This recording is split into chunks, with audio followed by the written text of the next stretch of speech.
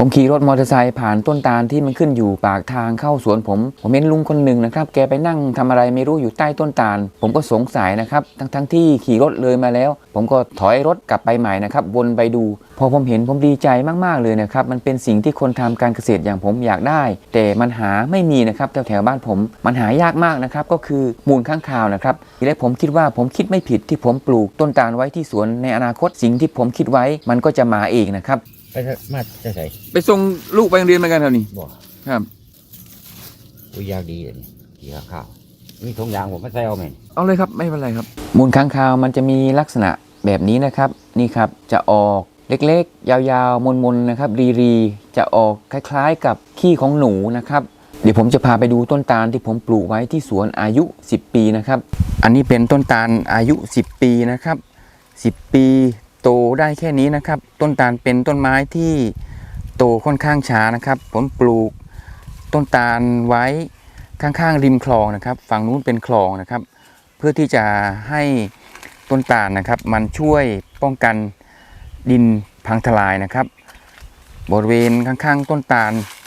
ก็จะมีต้นผักหวานป่านะครับนี่ครับฝั่งนี้ก็จะเป็นไม้ป่านะครับที่ผมปลูกไว้ที่บริเวณนี้จะค่อนข้างแคบนะครับผมก็เลยปลูกต้นตาลใกล้ๆกับไม้ป่าเพราะว่าคิดว่าในอนาคตนะครับก็ให้ต้นตาลเขาขึ้นไปแย่งกันหาแสงนะครับแข่งขันกับต้นไม้ป่านะครับ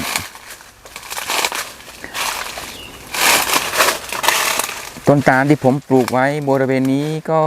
จากที่ผมนับดูได้12 ต้นนะครับที่ผมปลูกไว้ที่สวนนี้แต่ที่นาที่อยู่อีกที่หนึ่งนะครับที่เป็นสระโครงการที่ขุดสมทบทุน 2,500 นะครับบริเวณรอบๆสระผมก็ปลูกต้นตาลไว้ผมนับดูได้ประมาณ30 กว่าต้นนะครับในอนาคตพอต้นตาลที่ผมปลูกไว้มันโตขึ้นเรื่อยๆพอถึงระยะเวลานั้นนะครับผมคิดว่าค้างคาวมันก็จะมาอยู่บริเวณต้นตาลที่ผมปลูกไว้เพราะว่าจากสวนผมไปที่ต้นตาลที่ผมเจอมูลค้างคาวนะครับมันก็ไม่ไกลกันเท่าไหร่นะครับมันอยู่ปากทางเข้าสวนผมทีนี้ผมก็จะมีปุ๋ยขี้ค้างคาวนะครับอย่างดีไว้สำหรับใส่ในสวนผมนะครับโดยที่ผมไม่ต้องทำปุ๋ยเองนะครับค้างคาวมันมาทำปุ๋ยให้นี่ครับ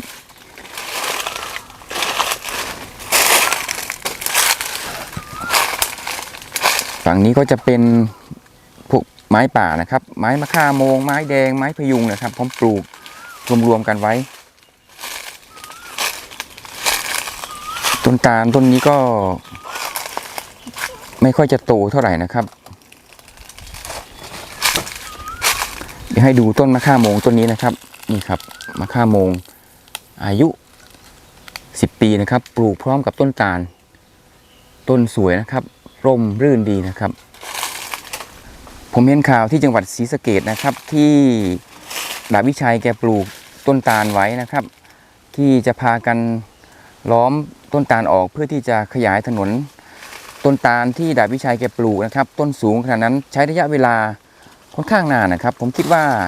อย่างต่ำๆนี่20 ปีนะครับเพราะว่าขนาดต้นตาลที่ผมปลูกไว้ที่สวน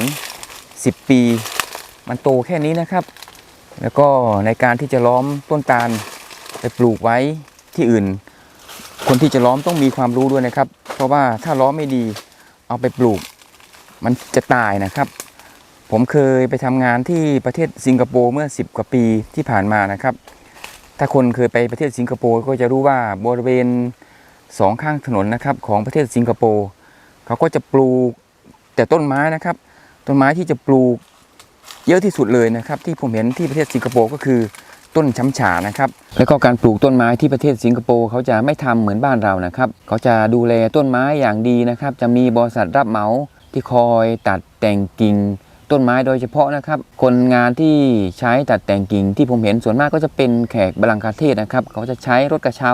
คอยตัดต้นไม้ที่มันแก่นะครับที่มันจะหักหล่นใส่รถยนต์ตัดลงมานะครับแต่บ้านเราเวลาที่จะตัดต้นไม้นะครับผมเห็น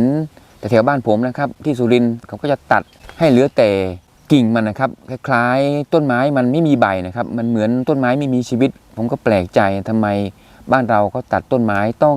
ตัดใบมันออกหมดเหลือแต่ต้นนะครับแต่ตอแบบนั้นทุกวันนี้ต้นตาลแถวๆบ้านผมหาดูได้ค่อนข้างยากแล้วเพราะว่ามันไม่มีใครปลูกสมัยเด็กๆผมจำได้นะครับที่บ้านตากับยายผมจะมีต้นตาลขึ้นอยู่3ต้นแล้วก็มันจะมีค้างคาวนะครับแม่ไก่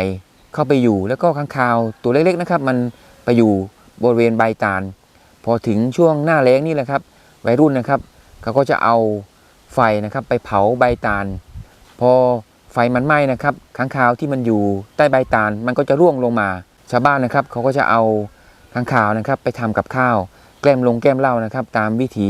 ชาวบ้านสมัยแต่ก่อนทุกวันนี้ค้างคาวแม่ไก่ตัวใหญ่ๆที่ผมเคยเห็นตั้งแต่เด็กมันหาดูไม่ได้แล้วนะครับในสมัยทุกวันนี้มันรู้มันหายไปไหนหมดแต่ผมคิดว่า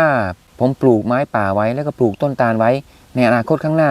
มันอาจจะกลับมาอยู่อีกก็ได้นะครับ